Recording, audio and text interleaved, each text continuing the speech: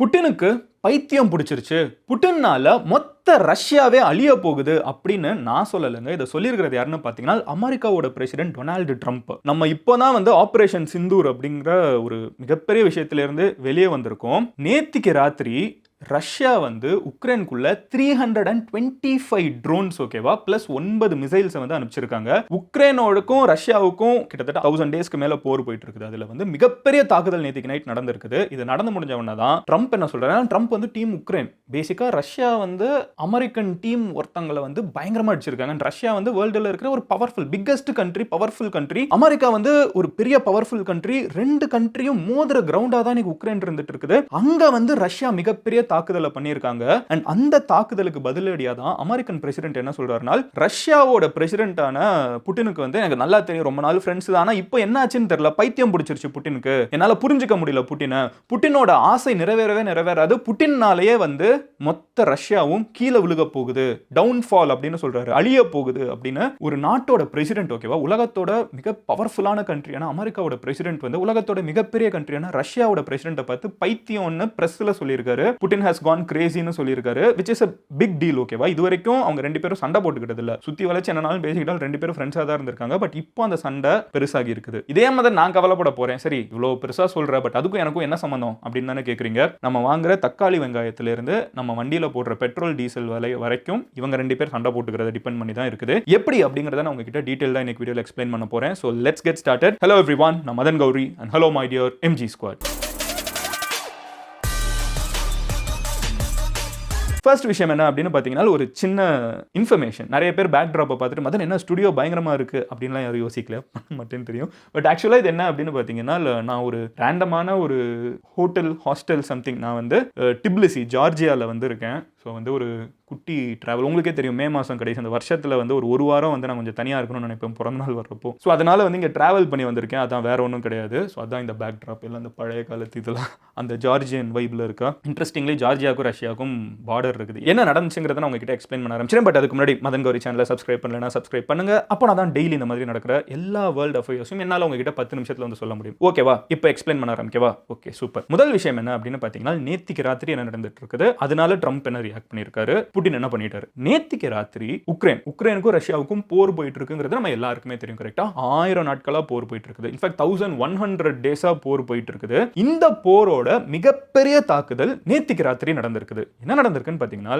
Russia உக்ரைனோட முக்கியமான cities including the தலைநகரம் ஓகேவா, கேபிட்டல் ஓகேவா, அந்த இடத்துக்கு மோர் தென் 300, இன்ஃபேக்ட் எக்ஸாக்ட் நம்பர் சொல்லணும்னா 365 ட்ரோன்ஸ் பிளஸ் 9 க்ரூஸ் மிசைல்ஸை அனுப்பிச்சிருக்காங்க. நம்மளுக்கு தெரியும் ஆபரேஷன் சிந்தூர்ல நம்ம முழுக்க ட்ரோன்ஸ் தான் ரெண்டு கண்ட்ரிக்கும் நடுவில் நம்ம பார்த்துட்டு இருந்தோம். அதுவும் இந்தியா அத்தனை ட்ரோன்ஸ் பாகிஸ்தானோட நம்ம தகர்த்தி இருக்கோம். நம்ம இன்னைக்கு இருக்கிற மாடர்ன் வார்ஃபேர்னு சொல்லுவாங்க. 2025ல மனிதர்கள் டைரக்டா சண்டை போட்டுக்கிறத தாண்டி மெஷினும் மனிதர்களும் சண்டை போட்டுக்கிறது, மெஷின்ஸ் போய் இன்னொரு இடத்தை தாக்குறது தான் நடந்துட்டு இருக்குது. The world has changed and நம்ம லிட்டரலா வீடியோ கேம் பார்த்துட்டு இருக்க மாதிரி இருக்குது இந்த ரஷ்யா உக்ரைன் கதையை பார்க்குறப்போ. இந்த இடத்துல என்ன நடந்துட்டு இருக்குன்னு பார்த்தீங்கன்னா, நேத்திக்கு ராத்திரி ரஷ்யா 365 ட்ரோன்ஸை உக்ரைன் அனுப்பிச்சிருக்காங்க. இது பல இடங்கள்ல தாக்குதல் நடத்தி இருக்குது. உக்ரைன் என்ன சொல்றாங்கன்னா, நிறைய குழந்தைங்க, வயசானவங்க, பெண்கள் கூட இறந்து போயிட்டாங்கங்கறாங்க. ரஷ்யா என்ன சொல்றாங்கன்னா, இல்ல நாங்க தெளிவா அவங்களோட ராணுவ இடங்களை தான் தாக்கி இருக்கோம்னு சொல்றாங்க. பட் நம்மளுக்கு ஒரு क्वेश्चन இருக்கும், எதுக்கு இவங்க தாக்கிக்கிட்டே இருக்காங்க? அண்ட் ட்ரம்புக்கு இதுக்கு என்ன சம்பந்தம்? ஏன்னா ரஷ்யா உக்ரைன் ரெண்டு பேரும் பார்டர் ஷேர் பண்றாங்க, அவங்களுக்குள்ள ஏதோ பிரச்சனை. அமெரிக்கா உலகத்தோட இன்னொரு எல்லையில இருக்குது, அவங்களுக்கும் இதுக்கும் என்ன சம்பந்தம் அப்படிங்கிற ஒரு கேள்வியில இருந்து இவங்களுக்குள்ளே என்ன பிரச்சனை அண்ட் இதுக்கெல்லாம் ஒரு முடிவே இல்லாதையா? நம்ம என்ன கோவிட் முடிஞ்ச உடனே பேசணும், கோவிட் காலகட்டத்தில் ரஷ்யாவுக்கு உக்ரைனுக்கும் சண்டை வருதுன்னு எனக்கே ஞாபகம் இருக்கு. மூஞ்சி கூட இப்ப வேற மாதிரி இருந்திருக்கும். இத்தனை வருஷம் ஆயிடுச்சு, இன்னமும் இதே பேசிட்டு இருக்கோம். என்னதான் பிரச்சனை? இப்போ நான் உங்ககிட்ட சொல்ல ஆரம்பிக்கிறேன். முதல் விஷயம் என்ன அப்படின்னு பாத்தீங்கன்னா, உக்ரைன் அப்படிங்கிற இந்த ஒரு நாடும் ரஷ்யாவும் ஒரு பெரிய லேண்ட் பார்டரை ஷேர் பண்றாங்க. ஒரு மிகப்பெரிய கண்ட்ரி. உக்ரைனும் ஒரு பெரிய கண்ட்ரி தான் ஓகேவா. ரஷ்யா உலகத்திலே மிகப்பெரிய கண்ட்ரி, உக்ரைனும் ஒரு பெரிய கண்ட்ரி. உக்ரைன் நேட்டோ அப்படின்னு சொல்லப்படக்கூடிய ஒரு அமைப்புல சேரணும்னு ஆசைப்பட்டாங்க. அது ரஷ்யாவுக்கு பிடிக்கல. ஏன்னா நேட்டோங்கிற அமைப்பு அமெரிக்காவோட ஜிகிரி தோஸ்து. நீ அமெரிக்காவோட ஒரு அமைப்புல என் கூட எல்லையிலே இருந்துகிட்டு செய்வியான்னு தான் ரஷ்யாவுக்கும் உக்ரைனுக்கும் முதல்ல பிரச்சனை வர ஆரம்பிச்சிச்சு. அதோட வெளிப்பாடா உக்ரைனோட இன்வேஷனை ரஷ்யா லான்ச் பண்ணாங்க. நீ நேட்டோல சேருவியா, உன் நாட்டை நான் பிடிக்கிறேன் பாரு அப்படின்னு சொல்லிட்டு தான் ரஷ்யா உக்ரைனுக்குள்ள போனாங்க. ஒரு வாரத்துல முடியும்னு நினைச்ச போர் அவ்வளவு ஈஸியா முடியல. காரணம் என்னன்னு பாத்தீங்கன்னா, ரஷ்யா உக்ரைன் கூட தான் சண்டை போடுறோம்னு நினைச்சாங்க.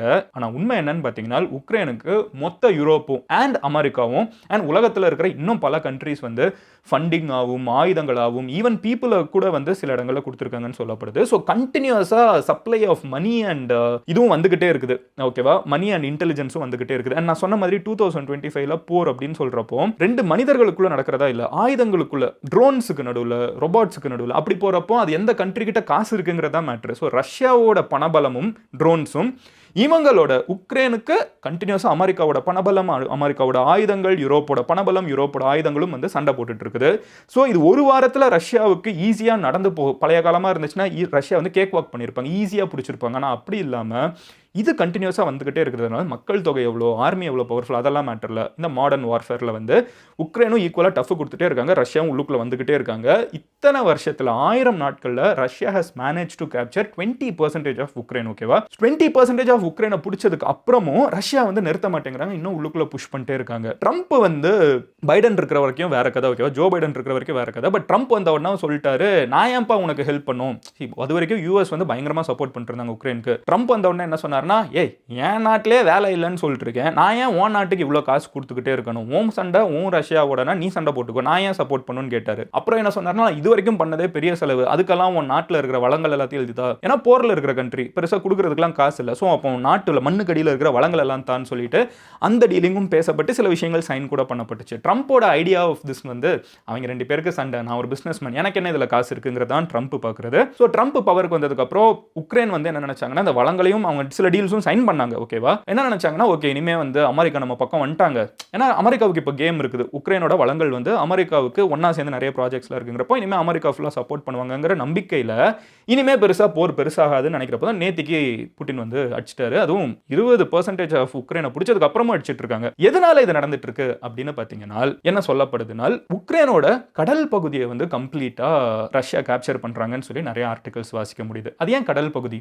நீங்க எந்த ஒரு கண்ட்ரி எடுத்து பார்த்தீங்கன்னாலும், வேர்ல்டு லெவலில் இருக்கிற எந்த ஒரு கண்ட்ரி எடுத்து பார்த்தீங்கன்னாலும் இந்த கோஸ்டல் ஏரியாவில் தான் அவங்களோட மிகப்பெரிய மேனுஃபேக்சரிங் ஃபெசிலிட்டிஸ், மிகப்பெரிய போர்ட், ஷிப்பிங் போர்ட்ஸ். ஓகேவா, இன்னைக்கும் நீங்க வந்து ஒரு காரை செஞ்சீங்கன்னா அது இன்னொரு இடத்துக்கு போகிறதுக்கு ஒரு துறைமுகம் வழியாக போகணும், ஒரு போர்ட் வழியாக போகணும். உங்க ஊரில் இருக்கிற தக்காளி வெங்காயத்திலிருந்து மிகப்பெரிய கிளாத்திங் கம்பெனியிலிருந்து எதா இருந்தாலும் போர்ட் வழியாக போகணும். நீங்க வேர்ல்டுல எந்த கண்ட்ரி எடுத்து பார்த்தீங்கன்னாலும் இந்த போர்ட்டல் சிட்டிஸ் தான் வந்து மிகப்பெரிய மேனுஃபேக்சரிங் ஹப்பா இருக்கும், ரொம்ப பவர்ஃபுல்லான ஊரா இருக்கும். இன்க்ளூடிங் சென்னை, நம்ம மும்பை சொல்லலாம், நியூயார்க் சொல்லலாம், இந்த மாதிரி நம்ம நிறைய இடங்கள் சொல்லிட்டே போகலாம். கடலோரத்தில் இருக்கிற சிட்டிஸ் வந்து ரொம்ப ரொம்ப முக்கியமான சிட்டிஸ். ஸோ ரஷ்யா என்ன பிளான் பண்றாங்கன்னா, உக்ரைனோட கடலோரத்தை கரைகளை வந்து கம்ப்ளீட்டா பிடிச்சிட்டோம்னா இப்போ நேட்டோல சேர வேணாங்கிறதுக்காக நம்ம ஒரு மிரட்டலை காமிச்சாச்சு, உன் நாட்டையே பிடிச்சிருவேன்லாம் பண்ணியாச்சு. பட் ஃபியூச்சர்ல ஒரு 50 வருஷம் கழிச்சு மறுபடியும் உக்ரைன் போய் சேரக்கூடாதுன்னா ரஷ்யா வந்து இந்த போர்ட் எல்லாம் கண்ட்ரோல் பண்ணும்.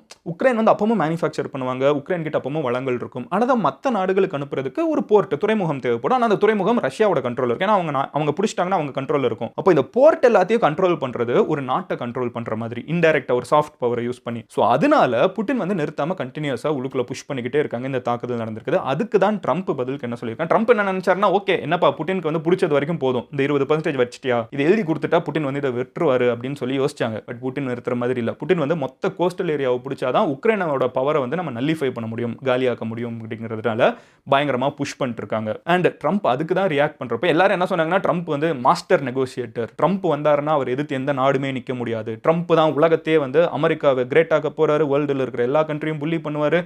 ட்ரம்ப் வந்து ஒரு ஃபன்னான ஆள், பார்க்கறதுக்கு என்டர்டைன்மெண்ட்டாக இருக்கும். ஆனால் அவர் பேசுகிற விதம் இருக்குல்ல, அதெல்லாம் ரொம்ப தப்பாக இருக்கும். நம்ம கொஞ்சம் ப்ராக்டிக்கலாக யோசிச்சு பார்ப்போம். நான் சொன்ன நிறைய வார்த்தை என்னால் இங்கே சொல்லக்கூட முடியல. நிறைய நாடுகள் வந்து அவர் என்னெல்லாமோ பண்ணிட்டு இருக்குது, அது ரொம்ப தப்பாக சொன்னார். இங்கிலீஷில் மட்டும் சொல்கிறேன், கிசிங் மை ஆஸ் அப்படின்னு சொன்னார்.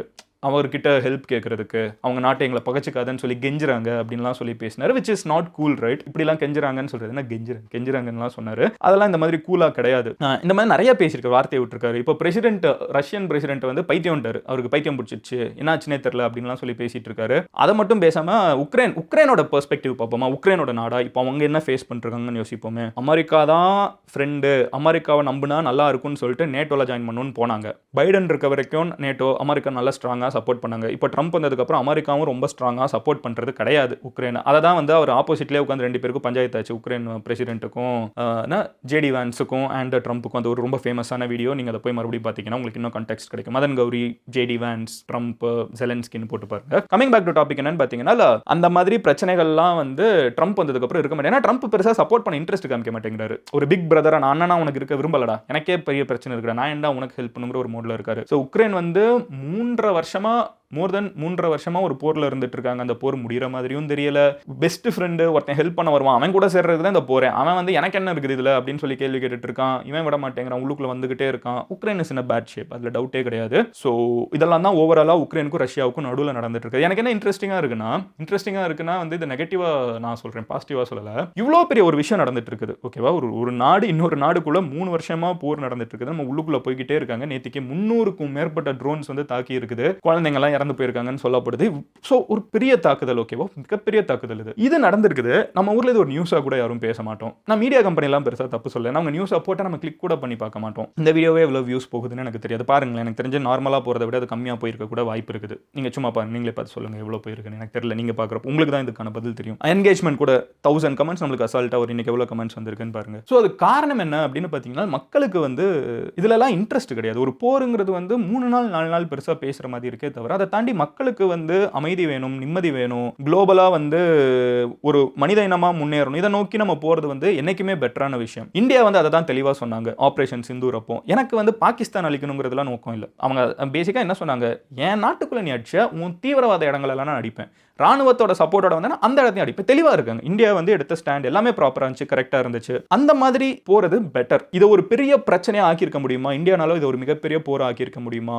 பாகிஸ்தானை போய் பிடிச்சிருக்க முடியுமா? கண்டிப்பா முடியும். ஏன்னா நம்ம கிட்ட சுப்பீரியர் ஆயுதங்கள் இருக்குது, பவர்ஸ் இருக்குது. அண்ட் ரஷ்யா மாதிரி ஒரு மிகப்பெரிய ஃப்ரெண்ட், அவங்க கொடுத்த S-600, we have so much things, ஓகேவா? அண்ட் அமெரிக்காவும் நம்மளுக்கு இன்னைக்கு ஃப்ரெண்டா இருக்காங்க. நிறைய விஷயங்கள் நம்ம கிட்ட இருக்குது. ஆனா இந்தியா ஏன் அதை ப்ரிஃபர் பண்ணல? ஏன்னா ஒரு நாடு முன்னேறதுக்கோ மனித இனம் முன்னேறதுக்கோ போர் ஒரு சொல்யூஷன் கிடையாது. இதை ரொம்ப தெளிவா நம்ம சொல்லியிருக்கோம். நீ கூட பிரச்சனை பண்றேன், நான் உங்ககிட்ட வரமாட்டேன், நான் பாட்டி என் வேலையை பார்த்துட்டு போறேன், எனக்கு 1000 வேலை இருக்குது, நான் முன்னேறதுக்கு 1000 வேலை இருக்குது, நசநசன்ட்டு இங்க வந்து நோண்டிட்டு இருக்காது அப்படிங்கிறது தான் இந்தியாவோட பாயிண்ட். ஏன்னா இந்தியா வந்து நம்ம இன்னைக்கு I think we became the 5th largest economy recently and 4th போறோம்னு நினைக்கிறேன், சம்திங் லைக் தட். அது கூட நியூஸ்ல பார்த்தேன். நம்ம வேர்ல்டோட கம்பீட் பண்ணிருக்கோம். இங்க ஒருத்தன் வந்து தீவிரவாதி தாக்குதல் பண்ணிருக்கவன் கூட நம்ம எவ்வளவு நாள் வந்து இவனைய போட்டு நோண்டிட்டு இருக்கு. நம்மளுக்கு காம்படிஷன் அங்க US, நம்மளுக்கு காம்படிஷன் வந்து ஜப்பான், நம்மளுக்கு காம்படிஷன் ஜெர்மனி, வேர்ல்ட் லெவல்ல போயிட்டு இருக்க ஒருத்தனை. ஸோ அந்த மாதிரி இருக்கிறப்போ மக்கள் வந்து அதை தான் விரும்புறாங்க. people want growth, people want prosperity, people want to challenge the world. அப்படி இருக்கிறப்ப இந்த உக்ரைனும் ரஷ்யாவும் இத்தனை நாள் சண்டை போட்டுட்டு இருக்கிறது it's sad. and what makes me even more sad is இவ்வளோ பெரிய போர் இங்க போயிட்டு இருக்குன்னே நம்ம ஊர்ல நிறைய பேருக்கு தெரியாது. I hope I added some value. So முடிஞ்ச அளவுக்கு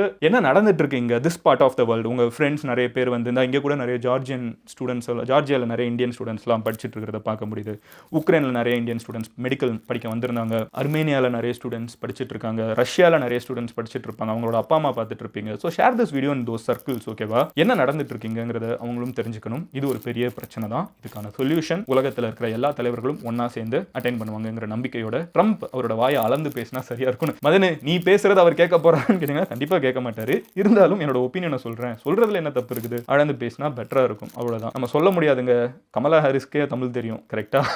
ட்ரம்ப் கிட்ட இருக்கிற யாராவது அட்வைசர் வந்து தெரிஞ்சாலும் தெரிஞ்சு, just kidding. But anyway, so நாளைக்கு இன்னொரு வீடியோவில் பார்க்குறேன். யாராவது இந்த ஜார்ஜியாவில் இருந்தீங்கன்னா இந்த டிப்லிசியில் என்ன பண்ணலான்னு ஏதாவது கமெண்ட் போடுங்க. நான் போய் எக்ஸ்ப்ளோர் பண்ண பார்க்குறேன். வந்து சும்மா தான் இருக்கேன் ஒரு நாளாக.